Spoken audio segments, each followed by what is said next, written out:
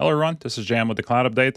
Today we're continuing our series on mapping field values in Revenue Cloud. Today we're going to be taking a look at how we can map field values from product down to quote line. Let's get going.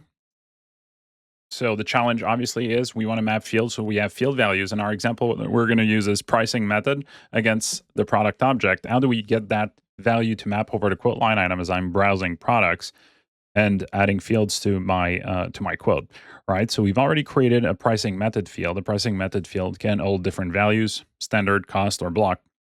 I want to be able to use this in my pricing procedure. So I need that value to map from my product to my quote line. So we're going to use context definitions and mappings to make this happen. So what we're going to build today, again, we're going to start by creating the field, which is already done. So I'm going to assume that you're going to create the field or use a field that already exists in your environment. Then we're going to modify our context definitions by adding attributes and tag in both the product discovery or the browse products context and the sales transaction context. Then we're going to do object mapping. And finally, we're going to do a cross context mapping from our product discovery to the sales transaction mapping. How's this going to work? So we're going to modify both context definitions. First one we're going to modify is the product discovery or browse context. So we're going to add a new product node to track custom fields for products. And we're going to add our attribute for our new product field in there. We're also going to modify the sales transaction context. So we're going to modify the sales transaction item node by adding the attribute for our custom field, and we're going to map it to our quote line.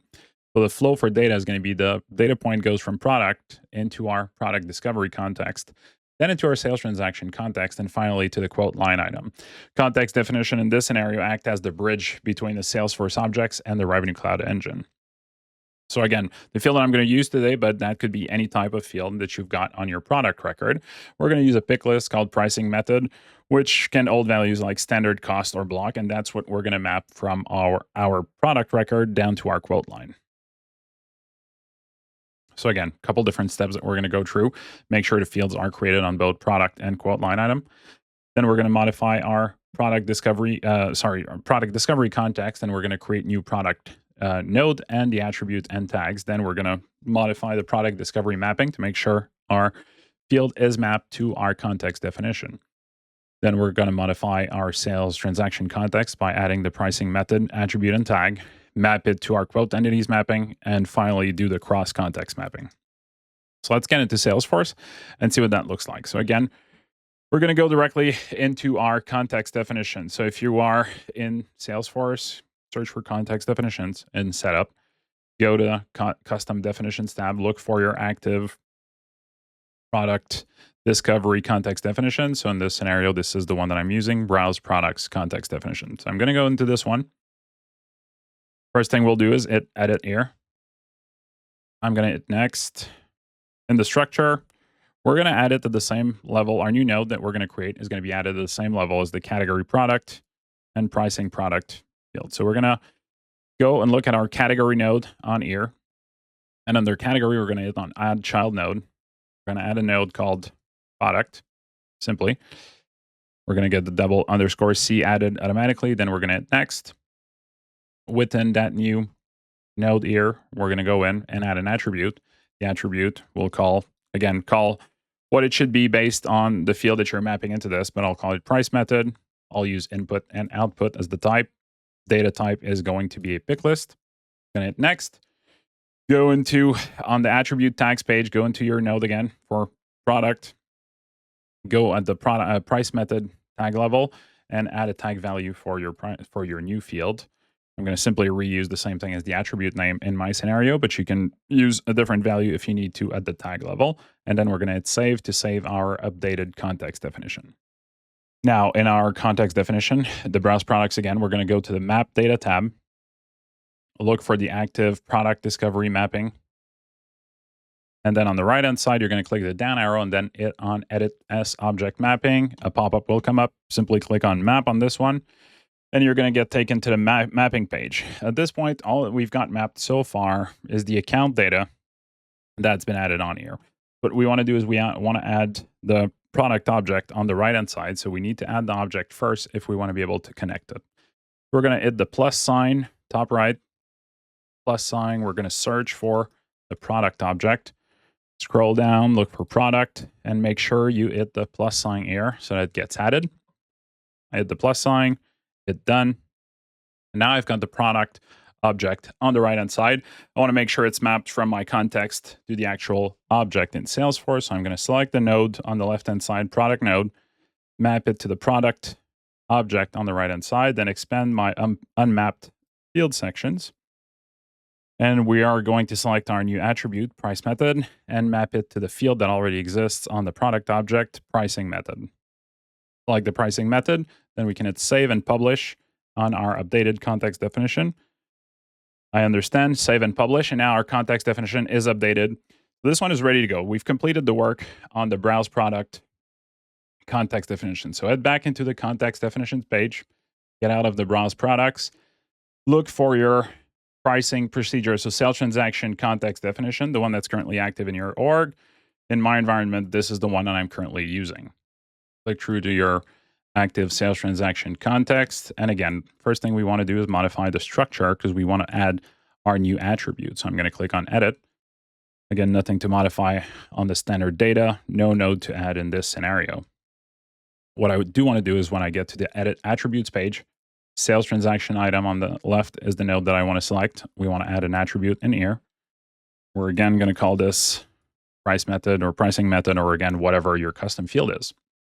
Type is still going to be input output, and the data type is going to be a pick list. So this is very similar, right? I add the attribute and tag to my context. So I'm going to go to sales transaction item, scroll all the way down, go to my price method, add a tag, and I'm simply going to copy and paste the same value because that's what I want. Hit done, save, and now my attribute is added. Now onto mapping that data, right? So we need to map the data in two different mapping records. So we want to map it in quote entities mapping. So first look for the quote entities mapping, hit the down arrow, hit edit as object mapping again, and hit map. So the field, if you've created it on your quote line object, is already going to be available. And we just added the attribute on our context. So you can look for price method on the left. And then you should have something unmapped under sales transaction item for price method. And on the right-hand side, look for your field on the quote line item, all the way down to quote line item. I'm going to look in the unmapped section. I have my field right there. So I'm going to click on the price method on the left, click on the pricing method on the right. And now our field is mapped at the quote line level. Now what remains once I save this updated mapping is that we need to do the cross context mapping. So the field value now in the product discovery context goes from my product record into the context. In the sales transaction context goes from the context to the quote line item. The problem is we need to now link both of those values so that they carry from one place to the other. So I'll go exit out of my mappings tab. And now you want to look for the product discovery context mapping within the mappings tab of your context definition. This is the one that now we want to modify. So again, against this mapping, I'm going to click the down arrow and edit as object mapping. Pop-up comes up again, simply hit map. You get taken into the mapping page for your record. So right now, all you've got in this page will be the pricing transaction context definition on the left, nothing on the right, so you need to select the data source. Once you hit add data source to your mapping, you've got two options, either the Salesforce object or the context definition object. So you're going to add into context definition objects, and we're going to select this context definition. So you want to select the active context definition for the browsing that you're using and modified in the previous step. So I'm going to select the browse products context definition, hit done. And now we see the structure that we have on our browse context definition on the right-hand side. We can see that we have the node that we added previously, the product node with two unmapped fields and showing up on here. And on the left, we have the full sales transaction context. So you want to look for the pricing method within the sales transaction item node. And before you do this, you want to map the node itself again from the left to the right. So you're going to select the sales transaction item, map it to your product node. Once that's mapped, you are free to map the pricing method field from left to right again. So look for the pricing method on the left-hand side. Scroll back up if needed to look for the pricing method on the product. Complete the mapping, and then you can save and publish this updated mapping. Once this saves, all the setup steps are done at this point. So all that remains now is going to be testing. So we're going to add into our quote and test the final results for this. Heading into my quote. So I've got a quote created already, no product added. A couple things. One more thing we do need to do is make sure we have a product that has a value for this. So I have this product on here. Pricing method is blank, so we're going to make sure we edit the value for our product. So we'll assign that product to block pricing method. Hit save on our product.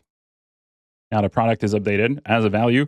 So now the expectation, given that we've done the entire mapping, is going to be that as we add into our quote, we're going to refresh to make sure everything is up to date. And then we're going to go into Browse Catalogs. We're going to look for our QuickBooks Online product. Scroll down. QuickBooks Online is right there. I'm going to add my product. Hit save on my quote. Product gets added to the quote. The context should feed one another, and the data should map down to our quote line item at this point. So once the quote line item is added to my quote, I am going to review the quote line item record and confirm that the value is mapped from my product to my quote line item. So simply hit the down arrow on the quote line item at view, and then we get to our product record, which now has the pricing method set to block as expected. This is how you can leverage the context definitions in Revenue Cloud to allow yourself to map fields from, in this example, product to quote line, which then lines up with our previous video where we covered how to map field values from quote line to order product. So which means that if my pricing method field is added to order product and map in our order entities mapping, that value will also carry over to the order product as we create the order from this quote. And then ultimately we want to get that value over to the asset action source. So that's what we're going to cover in the next video in that series. As usual, thanks for watching. Please do let me know if you've got any questions, and have a great day.